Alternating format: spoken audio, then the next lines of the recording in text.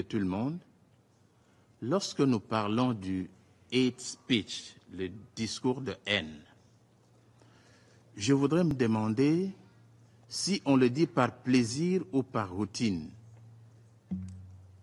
Vous venez chez quelqu'un, vous le sortez de sa maison, vous le mettez dehors, il habite à la Belle Étoile, il ne va pas cultiver ce champ, il est sous la pluie, il vit dans la promiscuité et vous attendez de cette personne-là un discours d'amour.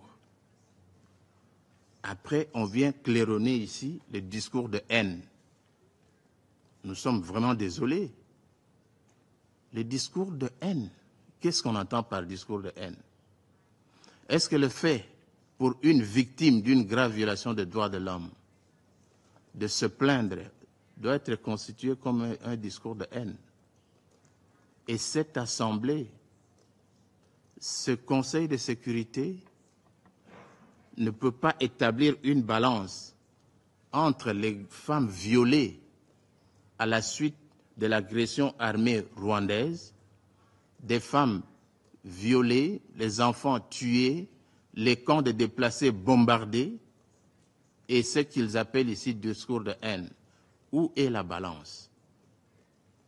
Dans les processus diplomatiques, est-ce que les autorités congolaises essayent un peu d'apporter de l'influence sur le plan international? On en parle aujourd'hui du Conseil de sécurité des Nations Unies où la question sécuritaire dans l'Est de la République démocratique du Congo, à l'Est de la République démocratique du Congo a été évoquée. Le minerai, la guerre d'agression rwandaise. Jenny, bonjour et bienvenue. Bonjour, Monsieur David. Je profite aussi de l'occasion pour saluer tous ceux-là qui nous regardent à pareil instant sur Gale Afrique Télévision, la télé panafricaine. Est-ce qu'aujourd'hui, nous pouvons parler de la diplomatie congolaise au niveau international qui a au moins de l'influence? Pourquoi ne pas en parler? Parce que qu'il y ait de l'influence ou pas, nous devons tout simplement en parler parce que nous assistons à plusieurs balais diplomatiques depuis que cette guerre d'agression est d'actualité en République démocratique du Congo. Je me rappelle, tout juste au début de l'année 2022, ça a commencé des rencontres diplomatiques où on mettait en cause même la complicité de la communauté internationale et jusqu'à maintenant, c'est cette complicité de la communauté internationale est toujours aussi évoquée. Bien au contraire, ce que nous n'apprécions pas, c'est le fait de voir les autorités congolaises à un certain moment dire une chose, faire une chose et son contraire au même moment. C'est ça aussi le problème. Mais la diplomatie, elle est toujours d'actualité, mais c'est aussi avec les résultats qui ne rassurent toujours pas, parce que quand vous voyez les processus des Nairobi, c'était toujours la diplomatie. Les processus de Luanda, c'est toujours la diplomatie. Et tout ce qui s'est fait au niveau du Conseil de sécurité des Nations Unies, des fois même avec l'Union européenne, et je tiens aussi à annoncer une probable rencontre justement entre le président Félix Tshisekedi et le président français Emmanuel Macron en marge du sommet de la francophonie qui va commencer le 4 octobre. Alors, il va rencontrer le président Paul Kagame et le président Tshisekedi d'une manière séparée. C'est justement pour SMP de soutenir tout ce qui s'est fait au niveau de Luanda, le processus de Luanda qui aujourd'hui semble être bloqué. Bloqué par quoi? Parce qu'il y a des préalables qui ne trouvent toujours pas de réponses de part et d'autre. Et nous n'assistons aussi pas à grand chose, surtout côté congolais, car on ne bénéficie pas, on n'obtient pas de résultats aussi importants pour nous dans le processus de Luanda. Peut-être c'est nous qui ne sommes pas aussi à la hauteur, peut-être la médiation, ou soit le Rwanda reste égal à lui-même. Il n'écoute personne, il est toujours dans sa logique de continuer toujours à nous flouer avec le processus diplomatique qui ne donne absolument pas de grands résultats.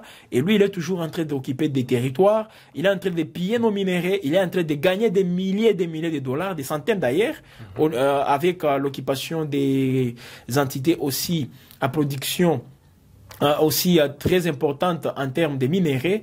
Là, c'est le Rwanda qui en bénéficie. Donc, le Rwanda, jusque-là, que ce soit avec le processus de Luanda, il est beaucoup plus profitable à Kagame parce que ça fait à ce que nous ne puissions pas assister à des opérations militaires de grande envergure sur terrain. Déjà, vous êtes bloqué au niveau des opérations militaires et c'est cela qui vous pousse aujourd'hui à dire que cela n'est pas à votre faveur.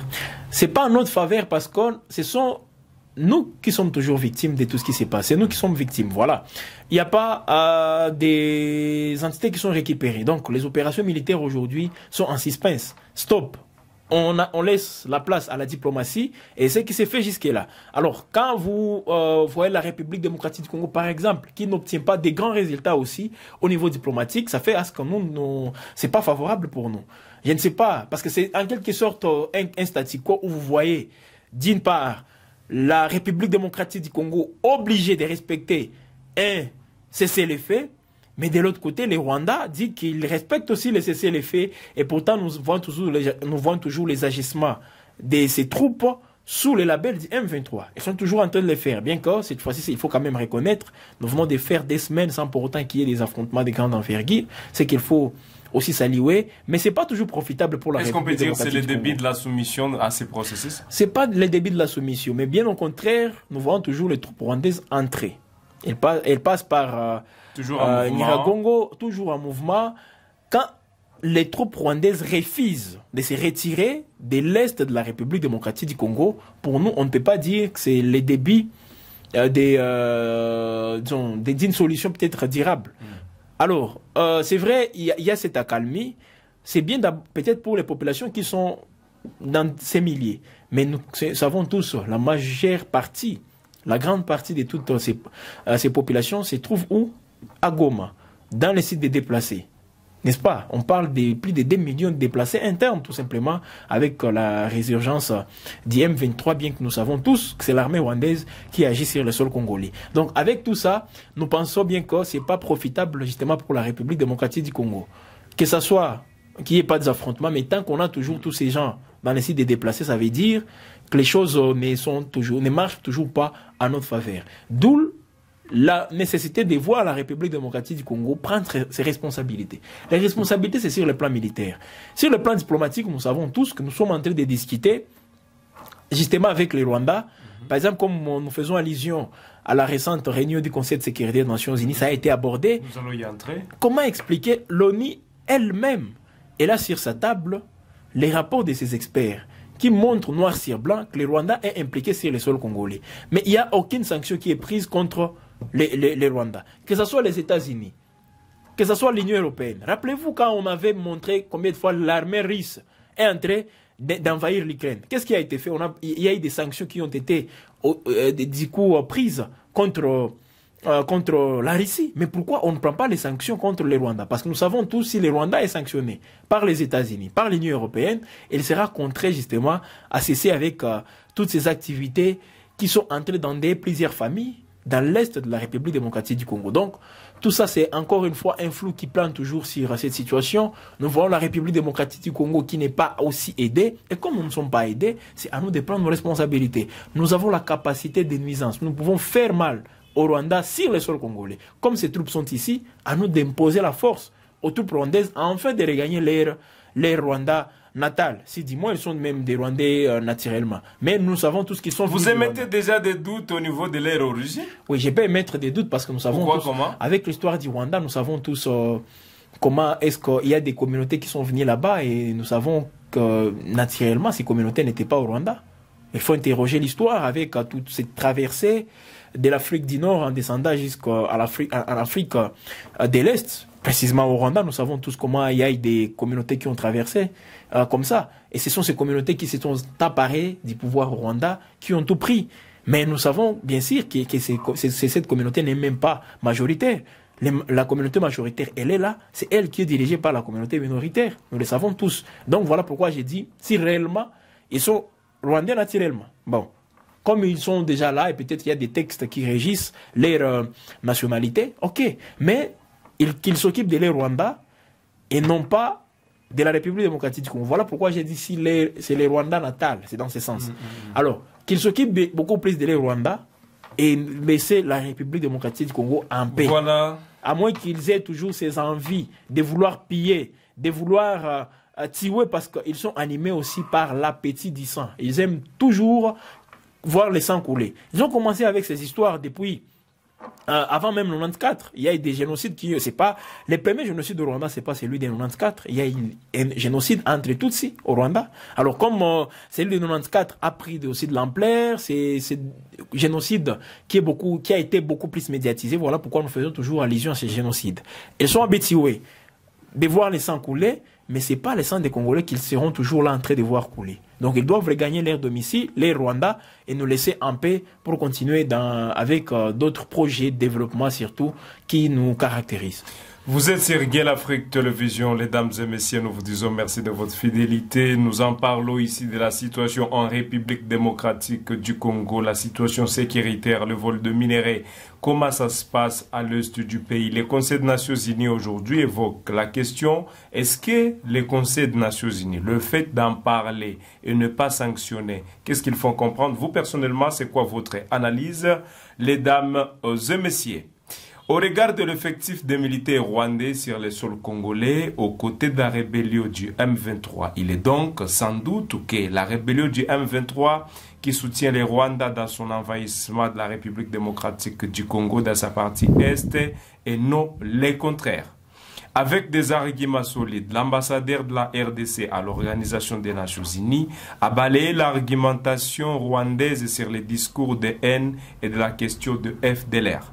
Malgré la communauté internationale continue à privilégier l'approche politique pour la solution durable et la crise dans l'Est de la République démocratique du Congo, cette dernière reste ferme et demande le retrait immédiat des troupes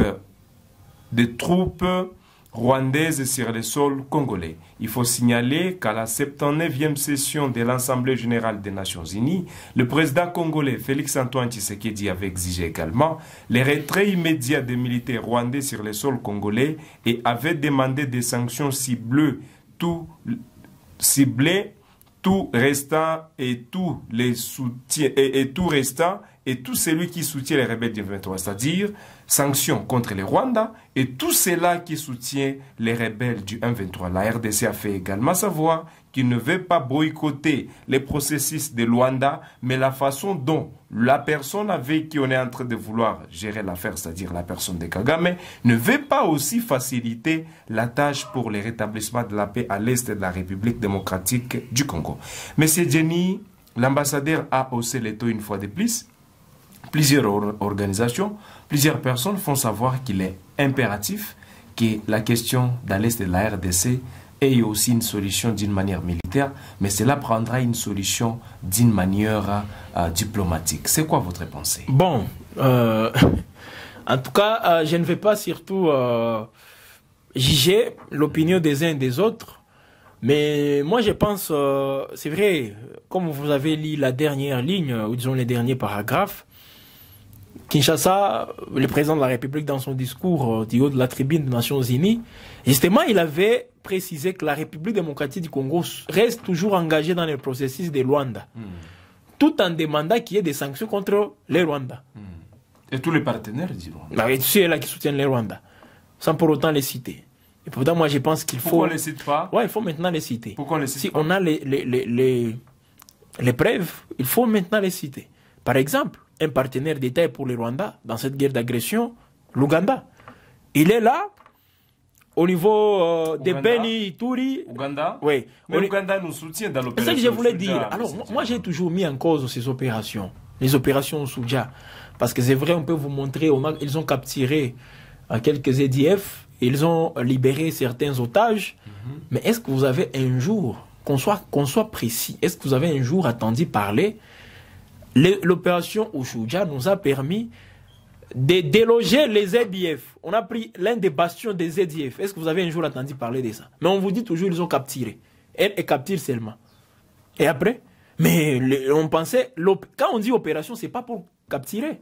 L'opération, c'est pour traquer les gens. Et pour les traquer, vous devez aller. On doit aller les chercher, les déloger là où ils sont. Ils ont l'air Kijé, dans Beni.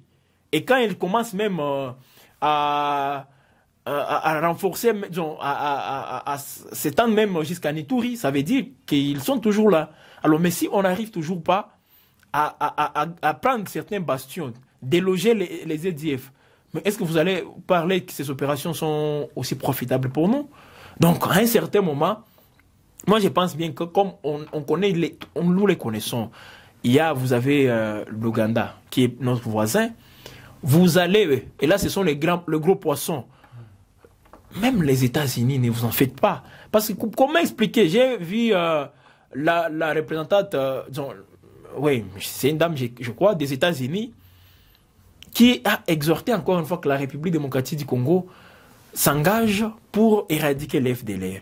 Que le Rwanda retire ses troupes. Elle a parlé de 4000 troupes. Ces troupes de l'Est de la République démocratique du Congo. Que les M23 cessent aussi. Mais est-ce qu'on peut dissocier les M23 au Rwanda? Si réellement ils font foi au rapport des experts de l'ONU. Parce que ces rapports montre noir sur blanc que le Rwanda est en train d'agresser la République démocratique du Congo. Et puis, au-delà de ça, c'est bien au contraire les M23 qui viennent appuyer l'armée rwandaise. Qui dit M23, là nous voyons maintenant ces Congolais animés de mauvaise foi qui sont en train de faire la guerre contre leur pays. Ce sont ces Congolais qui soutiennent le Rwanda. Donc c'est les M23 qui soutiennent l'armée rwandaise sur le sol congolais. Et non le contraire. Donc c'est pas les Rwandais qui soutiennent les M23. Il faut... C'est les M23 qui soutiennent les M23 qui soutiennent le Rwanda en agressant la République démocratique du Congo. Si on peut parler de M23. Et les États-Unis dissocient les M23 et au Rwanda. C'est pas normal. Alors moi je pense l'argument des FDLR ne tient plus debout. C'est toujours le faux fouillant de Kagame. Solution diplomatique, solution militaire.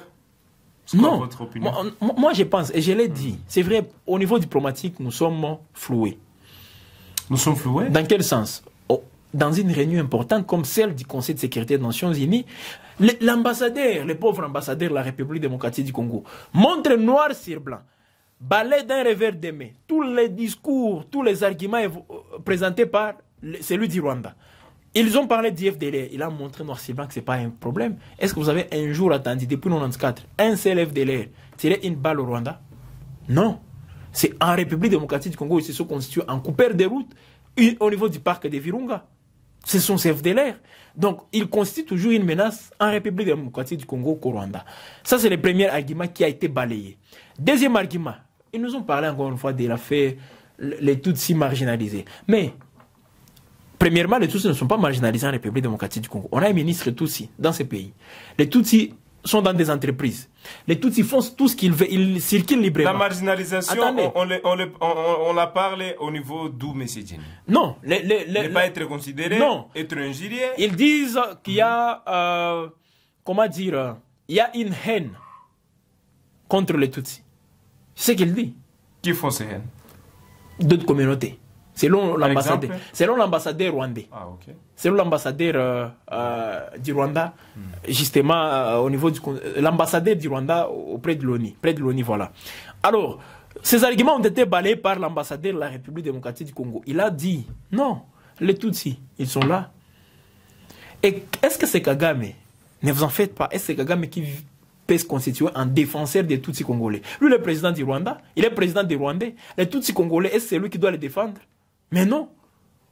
Mais non, ce n'est pas son problème. Ce sont des Congolais et ça doit être... S'il y a un problème dans ce sens, comme il prétend le dire, c'est aux Congolais eux-mêmes de trouver une solution entre eux. Ce n'est pas Kagame qui doit venir nous dire non, il y a des Tutsis qui sont marginalisés. Est-ce qu'il n'y a pas un cri d'alarme que peut-être ces gens ont jeté chez Kagame pour dire... Ces gens avaient dit, ils avaient fait des déclarations disant que Kagame, nous ne sommes pas concernés par tes histoires. Laissez-nous. Ne faut même pas nous inclure dans tes histoires-là. Nous sommes en paix, nous sommes des Congolais, nous nous reconnaissons comme étant des Congolais et nous sommes en paix. Les Tutsis avaient fait des déclarations dans ce sens. Donc, la solution diplomatique, elle peut ou ne pas être là. Mais moi, je pense que nous ne sommes pas écoutés. Déjà, c'est les États-Unis, M. Djini. Oui. C'est la France qui fait savoir ces histoires que non, la guerre à l'est de la RDC, vraiment, d'une manière militaire, nous en doutons. Ça fait 3 ans. Nous sommes dans le processus diplomatique. Qu'est-ce qu'on a déjà gagné? Et c'est le processus diplomatique qui a fait à ce que les Rwandais quittent Bunagana? Non. Ils sont toujours là, bien au contraire.